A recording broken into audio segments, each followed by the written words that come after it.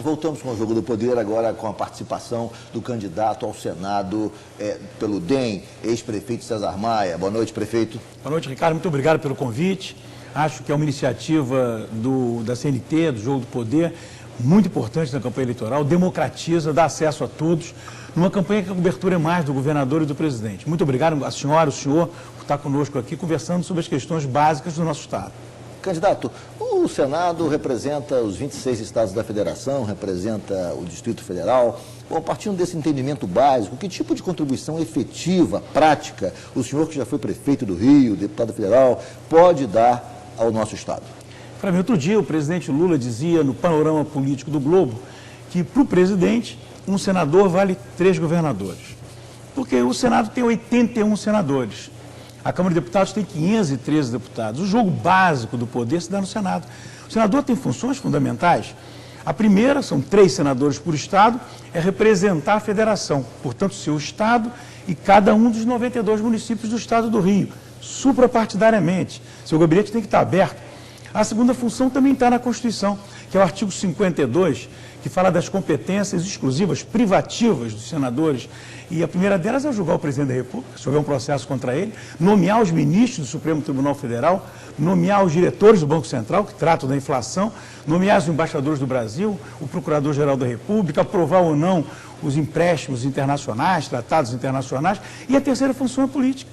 São os senadores que fazem igualmente aos deputados projetos de lei, que aprovam emendas ao orçamento, recursos que vêm para o Estado, que devem estar no centro da discussão dos royalties, que é uma questão federativa. Por isso, senador, essa questão, a propósito do que o senhor está dizendo, o Rio perdeu, inclusive, na Câmara e no Senado. Inclusive, a proposta do senador Pedro Simão no Senado foi aprovada, retirando bom naco, bom pedaço desse bolo de royalties. Cabe agora ao presidente Lula, como falei no bloco anterior, sancionar ou não. Nós esperamos que ele não sancione esse projeto, porque, de certa maneira, isso quebraria o pacto federativo, mas o fato concreto é que o Senado corroborou essa tese de redistribuir os royalties por todos os estados brasileiros. Eu diria até que o PMDB não teve sensibilidade para isso. O PMDB tem a presença da Câmara, teve o relator e teve o deputado que fez o substitutivo, que foi Ibsen Pinheiro. No Senado, o presidente também é do PMDB e, finalmente, o substitutivo foi feito pelo senador também do PMDB, Pedro Simão.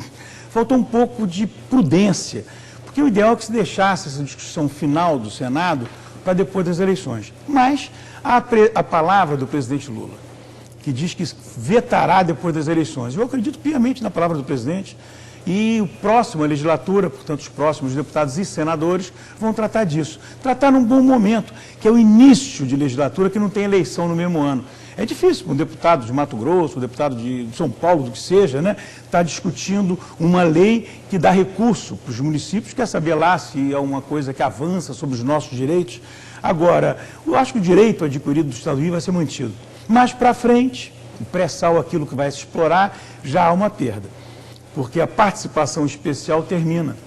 E terminando a participação especial, o petróleo a ser extraído na frente, para o futuro, já metade dos royalties. Mas sobre isso já houve um acordo nesse sentido. Na realidade, o que estão querendo mexer agora é com os postos já licitados, Quer dizer, na realidade. Claro, por isso que eu acho que a negociação na próxima legislatura, se eu estiver no Senado, certamente vou estar na frente disso, é manter o direito adquirido e discutir apenas o futuro. Mas o futuro já vem pela metade. É verdade. Porque os royalties que entram, metade royalties, metade participação especial, e essa foi embora.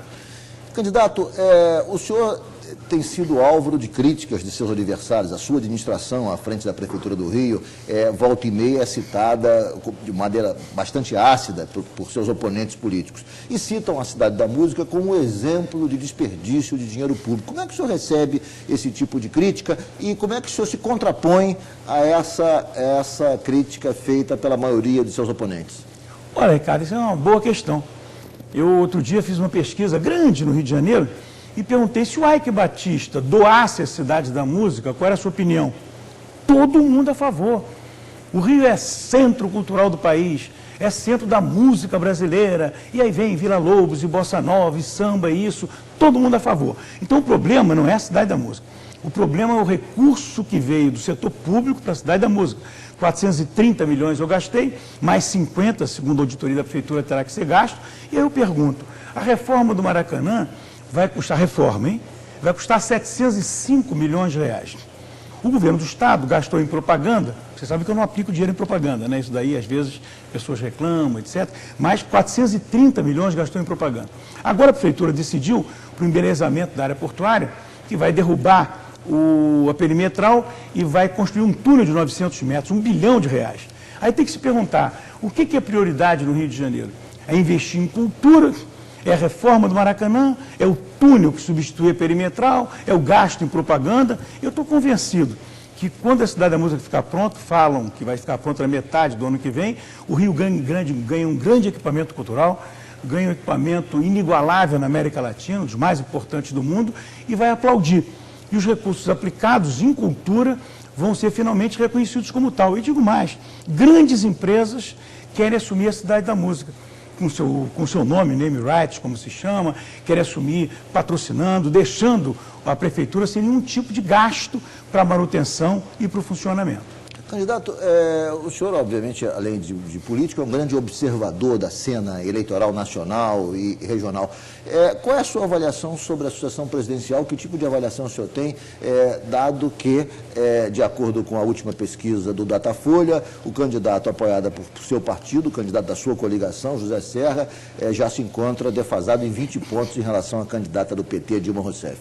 Olha, 20 pontos, 15 pontos, essas coisas de pesquisa não são precisas, mas é verdade que a Dilma, candidata do presidente Lula, em função disso, certamente em função disso, abriu uma vantagem grande.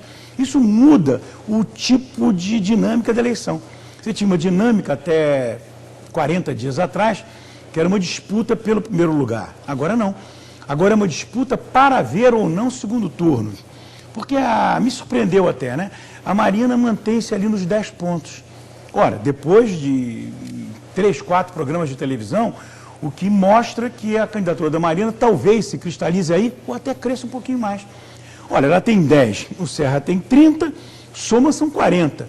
A Dilma tem perto de 50, se ela cai 5 e os outros sobrem 5, nós vamos ter segundo turno. Esse é o objetivo nesse momento. Candidato, o senhor, em alguns momentos da campanha, chegou a desferir críticas ao candidato Serra, a forma como ele estava conduzindo o processo eleitoral.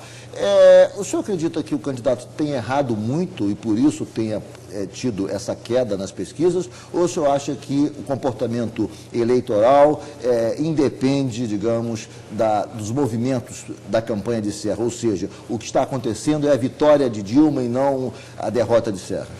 Olha, eu não fiz críticas a erros, são métodos diferentes, aí sim. Eu acredito piamente que a campanha eleitoral deve ter uma dinâmica em que os candidatos semeiam e depois irrigam. Irrigação é a propaganda, é a televisão principalmente, não há dúvida nenhuma, né? Agora, outros acham que a própria televisão, ela produz um impacto de tal maneira que movimenta o eleitor. É como se a televisão semeasse e não precisasse de semear diretamente. Essa tem uma diferença em relação a esse método. Eu acho que cabe a gente, comecei essa pré-campanha mais de um ano atrás, conversando com os eleitores, me reunindo em todos os municípios, em todos os bairros dos municípios do Rio de Janeiro e discutindo o que cabe ao senador, conversando a respeito de quais são as nossas prioridades, semeando. Agora entra a televisão, aí entra a irrigação. Esse é o meu método. O método deles, lá do Serra, do Gonçalves, que é o publicitário dele, é o contrário. É ganhar tempo até a televisão e a televisão mobilizar a opinião pública. Acho que eles se equivocaram. E agora se trata de sair de uma expectativa de ganhar a eleição para uma expectativa de construir um segundo turno e deixar para o segundo turno, que é uma nova eleição. Vou fazer um rápido intervalo. O Jogo do Poder volta em 1 minuto, entrevistando agora o candidato ao Senado pelo DEM, César Maia.